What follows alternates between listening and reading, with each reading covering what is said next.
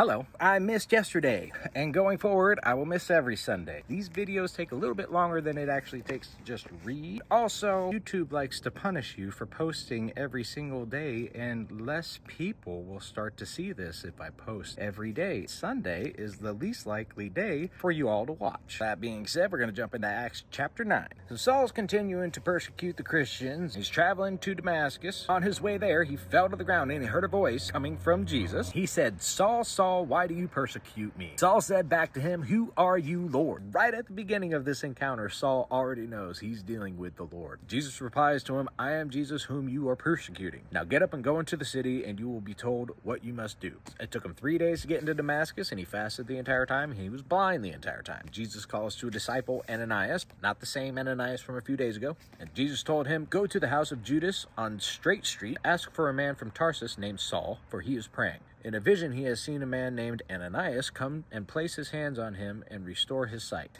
Ananias is kind of like, "I've heard some bad things about this guy." Jesus says, "Go. This man is my chosen instrument to proclaim my name to the Gentiles and their kings and to the people of Israel. I will show him how much he must suffer for my name." There's a lot of suffering for Jesus' name in this book. Ananias listened, and it says that something like scales fell right off of Saul's eyes, and he could see again. Now Saul's preaching that Jesus is the Son of God, and everyone is like, "Oh my gosh, isn't this the guy who was arresting all the other people?" Sure enough, he is. This actually helped to make him more powerful, and it baffled the Jews living in Damascus by proving that Jesus is the Messiah. The Jews in Damascus started plotting to kill Saul. His followers all helped him escape real quick. He runs to Jerusalem, and he tries to join the disciples there, but they're like, "We kind of remember you and what you were doing." A follower named Barnabas took Saul over to the apostles, told him everything that he had done. The apostles allowed him to stay, went about Jerusalem preaching, and he preached to and debated some Hellenistic Jews who did not like what he had to say very much. They also tried to kill him. The believers then had to rush him out of Jerusalem over to Caesarea and set him on his way to Tarsus. We come to Peter in verse 32, and he goes to a place called Lydda, and there he finds a paralyzed man named Aeneas. Peter says to him, "Jesus Christ heals you. Get up and roll up your mat." Immediately, Aeneas did this. Everyone who witnessed